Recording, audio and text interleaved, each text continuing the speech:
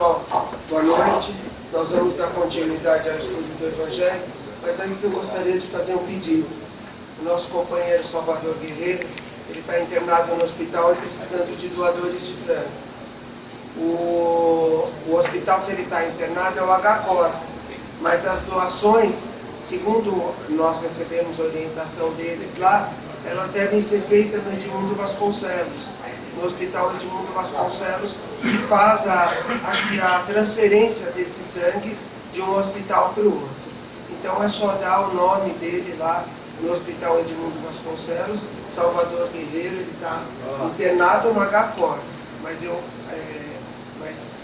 não sei se, eu acho que no HCOR não existe essa possibilidade de doar, é só no Edmundo Vasconcelos mesmo. Tá?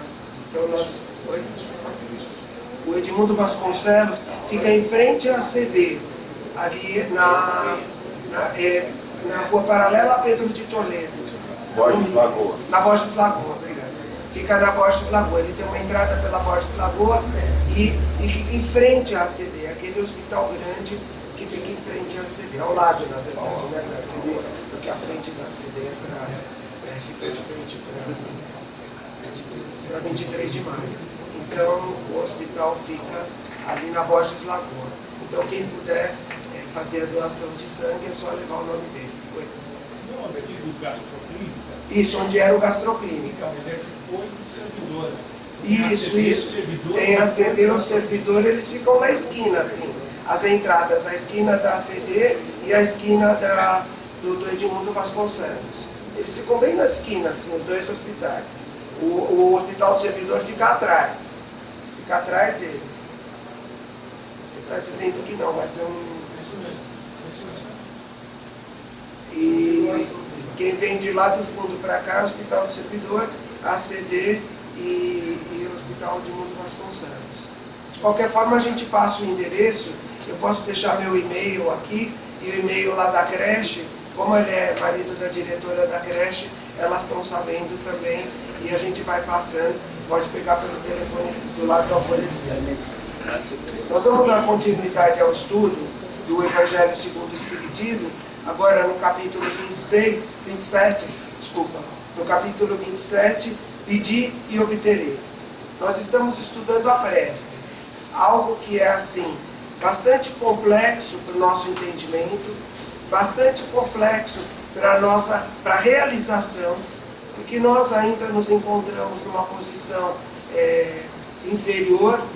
O planeta Terra ainda abriga espíritos numa posição inferior, e esses espíritos ainda sentem uma certa dificuldade nessa comunicação com o plano espiritual superior. Porém, nós somos alertados por Emmanuel o quê? Qual é o alerta dele? Ele fala assim: ainda que você não consiga fazer uma prece que chegue até Deus, que seria aquela força mental, aquele poder mental que os espíritos superiores têm, você faça a sua prece, não desista. Faça e esteja sempre em prece, ele fala. Essa é a orientação de Emmanuel, porque nós precisamos estar sempre em prece. E essa prece faz com que nós tenhamos essa comunicação direta com o plano espiritual, ainda que através dos intermediários. Então, ela pode ir através dos intermediários e pode vir do plano espiritual também através dos intermediários, como nós vamos observar hoje no item 9, que começa o item 9, e o Kardec fala assim, é tão interessante essa parte, porque diz respeito totalmente a pensamento e ação. Ele fala, ação da prece, transmissão do pensamento. Então, vale a pena esmiuçar cada item desses, que nós tenhamos um conhecimento de cada item desse. Então, é muito importante esse capítulo. A prece, ela é muito importante para manter, para o planeta se sustentar também. E para todos os trabalhos e para todas as religiões, que todas as religiões possam ser sustentadas por essa ação que o nosso pensamento tem em contato com o plano espiritual superior, com os espíritos superiores. Então ele diz assim, no item 9, o capítulo é o 27, Pedi e obtereis, ação da prece, transmissão de pensamento. Item 9, ele diz assim: a prece é uma invocação. Por ela, nos pomos em relação mental com o ser a quem nos dirigimos. Ela pode ter por objeto um pedido, um agradecimento ou um louvor. Podemos orar por nós mesmos ou pelos outros, pelos vivos ou pelos mortos. As preces dirigidas a Deus são ouvidas pelos espíritos encarregados da execução de seus desígnios. As que são dirigidas aos bons espíritos vão também para Deus. Quando oramos para os outros seres e não para Deus, aqueles seres nos servem apenas de intermediários, de intercessores, porque nada pode ser feito sem a vontade de Deus. Então aqui ele já coloca ele já começa a traçar um esquema para a prece. Allan Kardec já começa a traçar um esquema para a prece. Ele começa a mostrar para a gente que nós somos seres, o quê? Que nós estamos vivendo mundo espiritual, mundo material, em Deus, mundo espiritual, mundo material, dentro desse ambiente da prece. Oro pelos mortos, como ele diz aqui, oro agradecendo, oro em louvor, oro fazendo um pedido, e essas preces chegam a Deus. Quem rege todos esses pedidos é Deus, através desses espíritos que nós, desses intermediários, dos intercessores, não importa. Mas ele diz assim, que nada pode ser feito sem a vontade de Deus.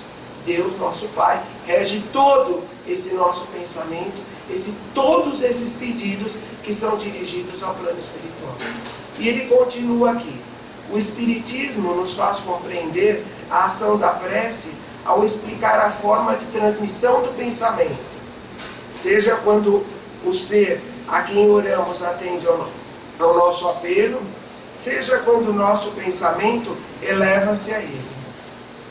Para se compreender o que ocorre nesse caso, é necessário imaginar os seres encarnados e desencarnados, mergulhados no fluido universal que preenche o espaço, assim como na Terra estamos envolvidos pela atmosfera. Esse fluido é impulsionado pela vontade, pois é o veículo das vibrações,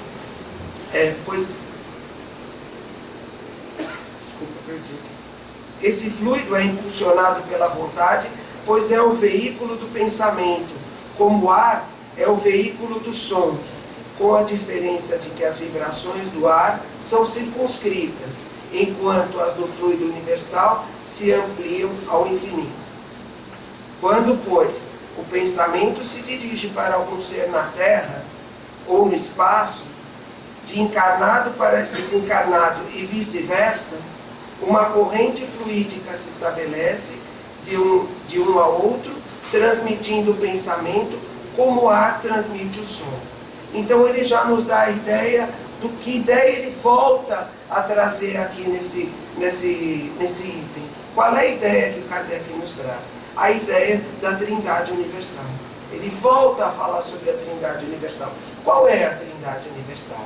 Deus, Espírito, Matéria. Então, há uma interação dos seres que vibram, porque todos nós estamos mergulhados, segundo ele diz aqui, todos nós estamos mergulhados no fluido cósmico universal. E esse fluido cósmico universal é o condutor da prece, é o condutor do pensamento. Como o som, o ar é o condutor do som.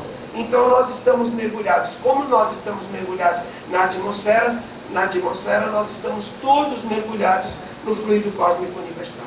E esse fluido cósmico universal, sendo universal, então essa interação dos seres que vibram, de todos nós, do homem que vibra pelo desencarnado, do desencarnado que vibra pelo homem, de Deus que rege todo esse pensamento, de Deus que controla, dessa força que controla toda essa prece, todo esse pensamento que é dirigido tanto do plano espiritual quanto do plano espiritual para a Terra, há essa interação. É a interação dos seres que vibram.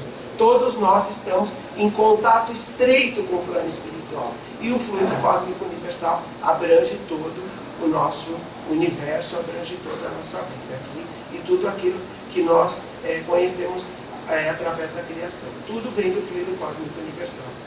Então,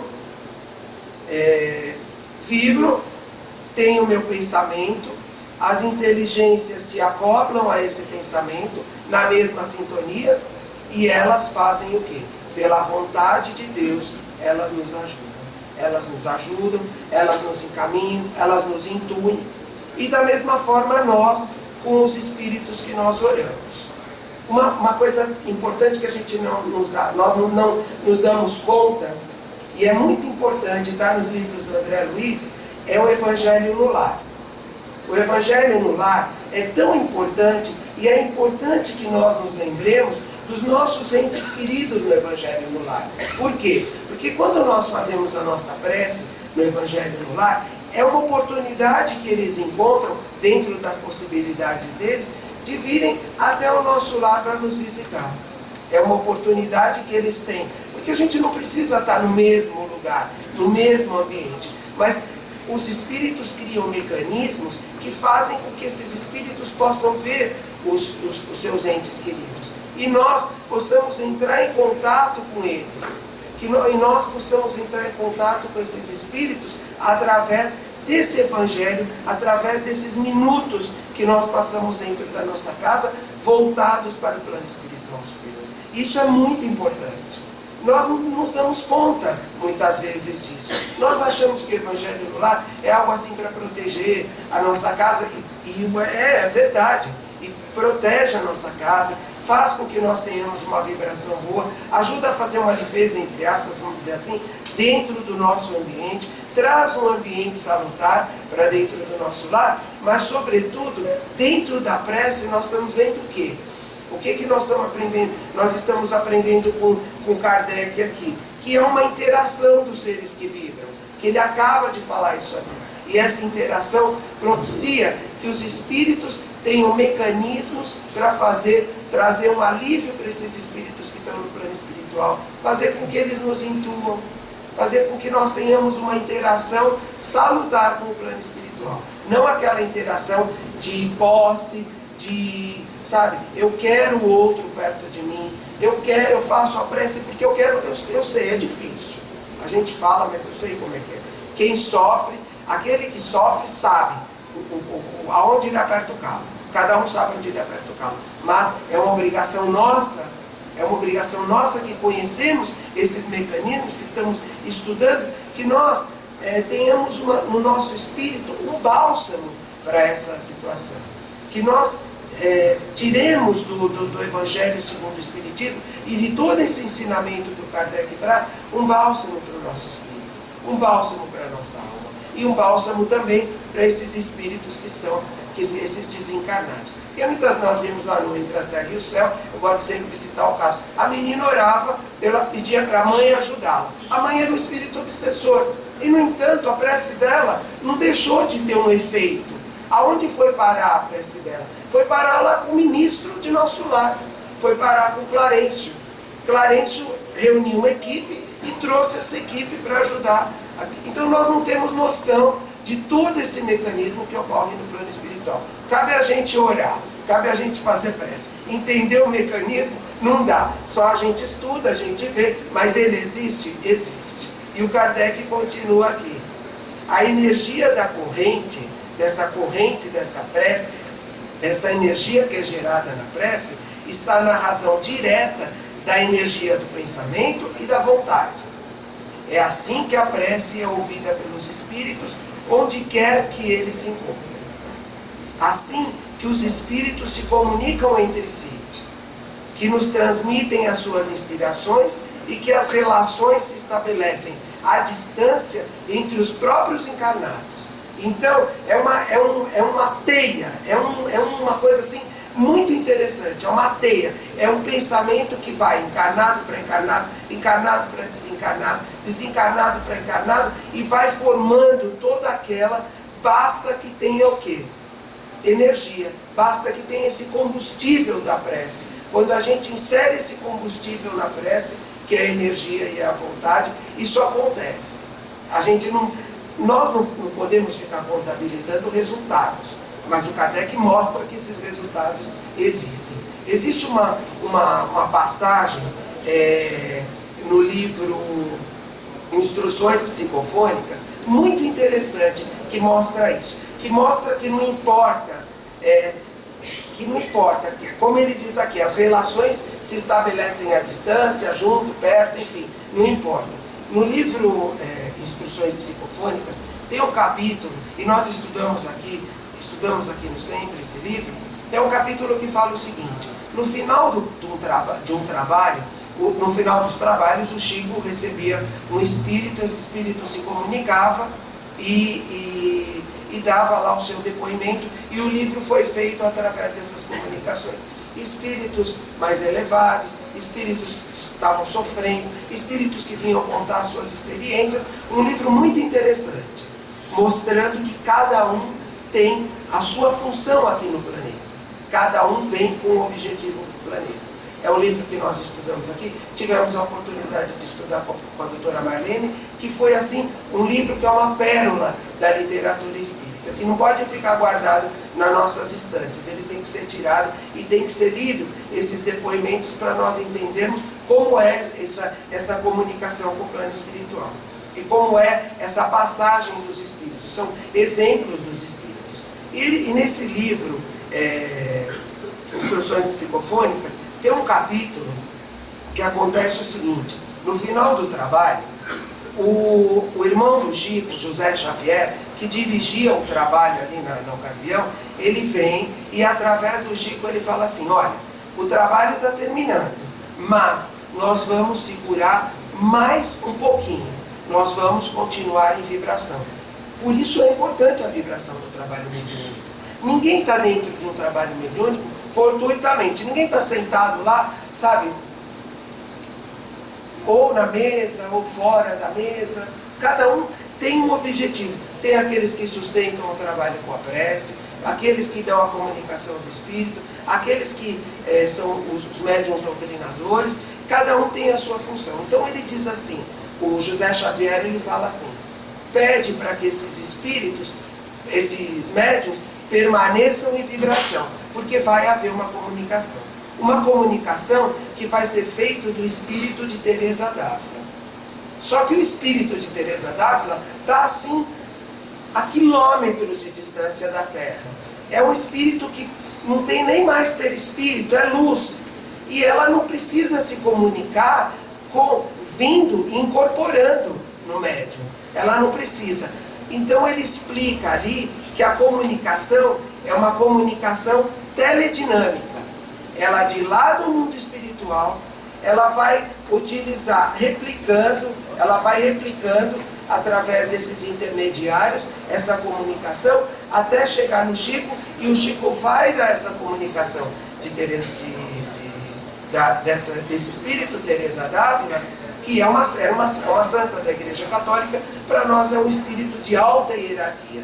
Então ele vai dar essa comunicação e ele pede, fala, por mais alguns minutos, ele usa essa expressão, por mais alguns minutos nós vamos permanecer em prece. Então, para nós termos uma ideia do que a prece sustenta. A prece sustenta o médium nessa comunicação desse espírito. E ele vem através desses fluidos teledinâmicos, que o próprio José Xavier, ele escreve essa expressão, fluidos teledinâmicos. E nós aprendemos que esses fluidos teledinâmicos, na verdade, são o quê? Ela não precisa estar ali no ambiente. Esse espírito não precisa estar ali no ambiente. Ele precisa de um médium que tenha um potencial, lógico, que tenha uma força mental suficiente para poder entrar em sintonia com esse espírito, que era o caso do Chico, que é incontestável, o caso do Chico, que ele tinha esse potencial para entrar em contato com esse espírito que estava lá na alta hierarquia, e esse espírito ia dar uma comunicação, que ia ser o quê? Oportuna para aqueles presentes, para aquelas pessoas que estavam ali presentes. Ia ser oportuna, porque ela não ia dar uma comunicação também, um espírito superior, ela não vai lá para perder tempo. Ela não ia lá para dar uma comunicação que não tivesse um objetivo. A comunicação, eles não retratam no livro, e eu não lembro agora também, fica um convite para todo mundo ler o livro Instruções Psicofônicas. Então, o que eu quero me fixar nesse exemplo é isso, essa comunicação que ele chama de fluidos teledinâmicos. Ele vai, através dos fluidos, ele vai fazendo o quê? Trazendo o pensamento de Teresa d'Ávila até o Chico poder sintonizar com esse espírito e dar a comunicação. Então, o que mostra pra gente, e que o Kardec fala aqui, que não importa a distância, não importa.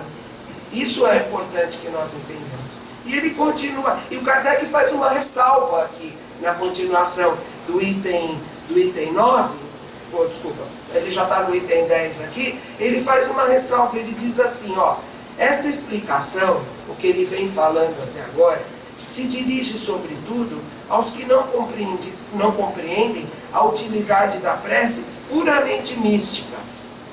Não tem por fim materializar a prece, mas tornar compreensíveis os seus efeitos, ao mostrar que ela pode exercer a ação direta e positiva. Nem por isso está menos sujeita à vontade de Deus, juiz supremo em todas as coisas e único que pode dar eficácia à sua ação.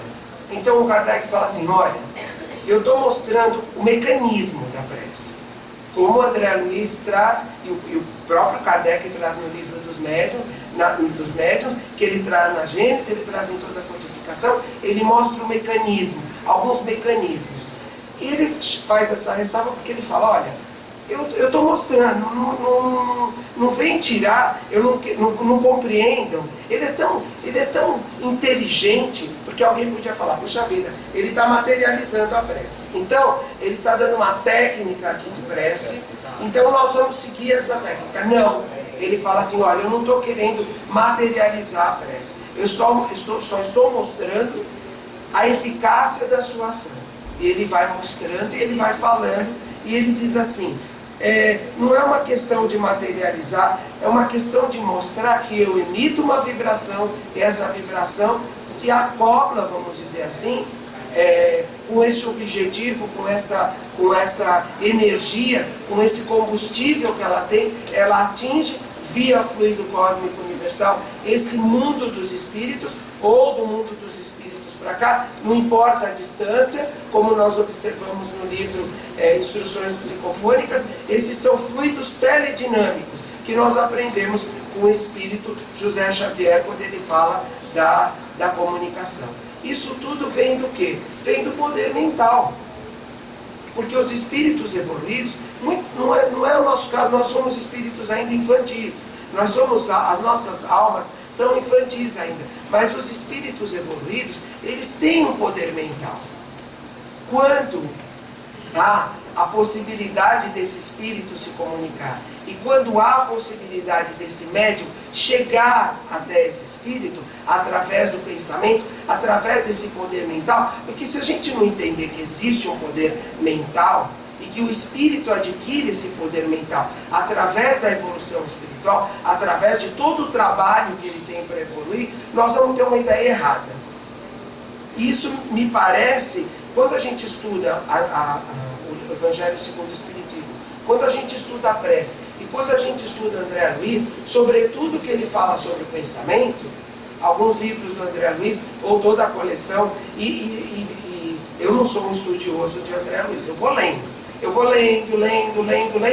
relendo, e vou assistindo alguns programas pela internet, vou vendo o que alguns espíritas comentam sobre esses programas, e obviamente nós tivemos a oportunidade de ter aqui o Paulo, a Magali, a doutora Marlene, que por diversas vezes explicaram esses mecanismos para a gente, porque tem um conhecimento muito maior. Então, o que a gente faz? Nós vamos aprendendo através que o pensamento é o quê? O pensamento é essa força contínua. E ele fala isso, olha, inteligente do jeito que ele é, sábio. Na verdade ele não é inteligente, ele é sábio, Kardec. Antes dele ser Eu não sei exatamente se ele estava pensando dessa forma, porque é impossível saber o que pensa um espírito dessa hierarquia, uma pessoa com todo esse conhecimento. Mas antes que houvesse uma tesourada no trabalho, fala assim, isso daí isso é um absurdo que ele está falando, isso é técnica, ele está materializando a prece. Então o Kardec está desatualizado. Não, ele já fala, olha, já faz a ressalva, isso daí não estou materializando a prece. Então, e aí ele continua na sua explicação, porque aí começa a continuidade desse capítulo, Ação da Prece pela Transmissão do Pensamento, ele começa a entrar naquele ponto onde ele vai mostrar o que ele vem falando aqui no começo, que é a interação dos seres que vibram.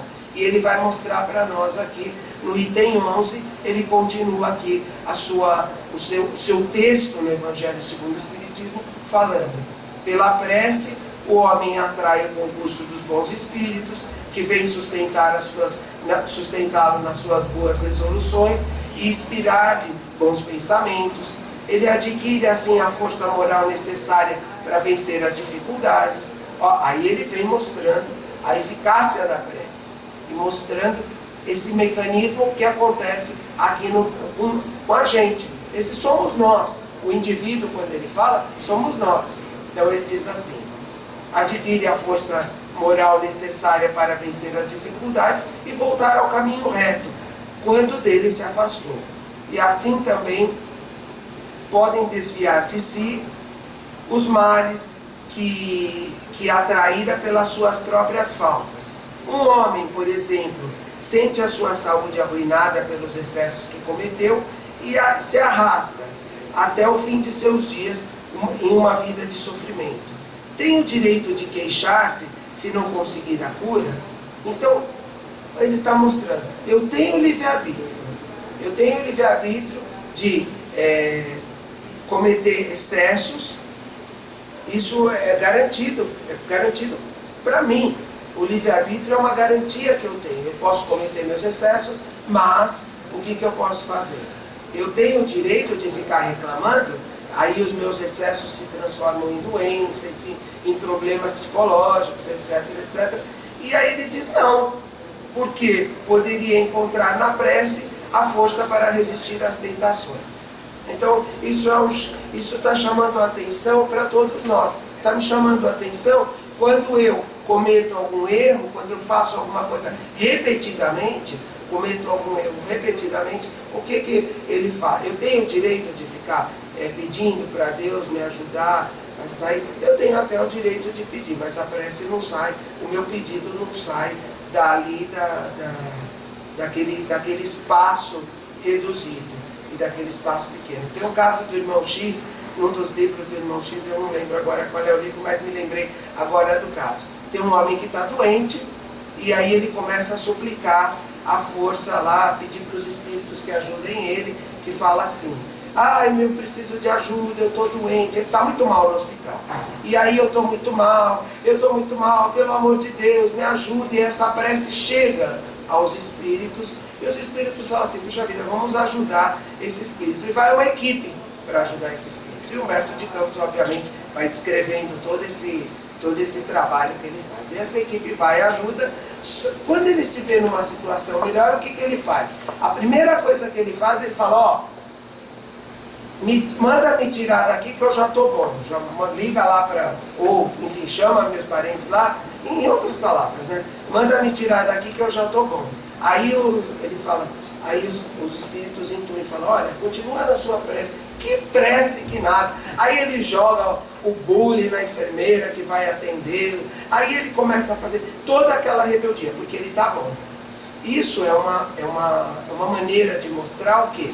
Que os espíritos foram lá e ajudaram. Só que os espíritos falam assim: peraí, ele não pode sair desse jeito de dentro do hospital.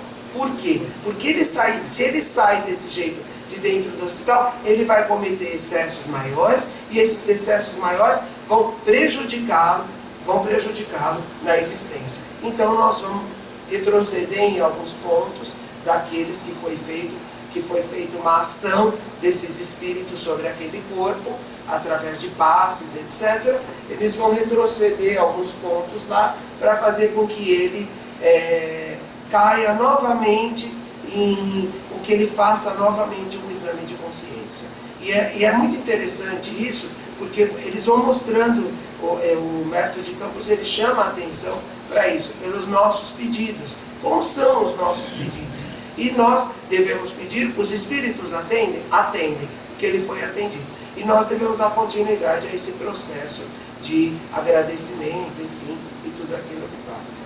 E uma outra, ele continua aqui, o Kardec: se dividirmos os males da vida em duas categorias, sendo uma a dos que o homem não pode evitar e a outra das atribuições que ele mesmo provoca por sua incúria e pelos seus excessos. Então ele tem duas maneiras de sofrimento aqui, os males da vida.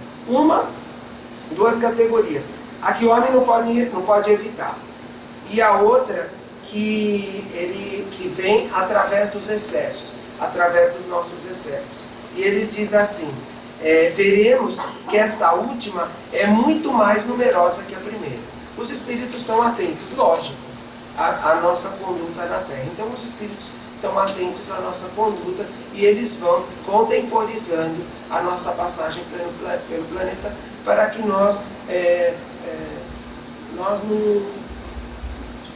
para que a gente não cometa excessos maiores, como é o caso do homem lá, do caso do irmão X, né, do Humberto de Campos. É certo também que essas misérias resultam das nossas infrações às leis de Deus e que, se as observássemos rigorosamente, seríamos perfeitamente felizes. Se não ultrapassássemos o limite do necessário, na satisfação das nossas exigências vitais, não sofreríamos as doenças que são provocadas pelos excessos e as vicissitudes decorrentes dessas doenças. Se limitássemos as nossas ambições, não temeríamos a ruína. Se não quiséssemos subir mais alto do que podemos, não recearíamos a queda. Se fôssemos humildes, não sofreríamos as decepções do orgulho abatido. Se praticássemos a lei da caridade, não seríamos maledicentes, nem invejosos, nem ciumentos, e nem evitaríamos as querelas e as dissensões. Se não fizéssemos nenhum mal a ninguém, não teríamos que temer as vinganças e assim por diante. Se nós levássemos uma vida correta, a nossa vida seria uma vida boa, tirando aquelas vicissitudes que nós temos que passar, como ele diz aqui, que são aqueles problemas que o homem não pode evitar. Se nós tivéssemos uma vida correta, mas o que parece, na verdade, que parece para nós é que há uma tendência à guerra, há uma tendência ao conflito. Nós não estamos bem quando estamos bem. A gente prefere procurar o conflito, procurar as dificuldades, etc., que ele enumera aqui, e que faz com que a gente entre num processo de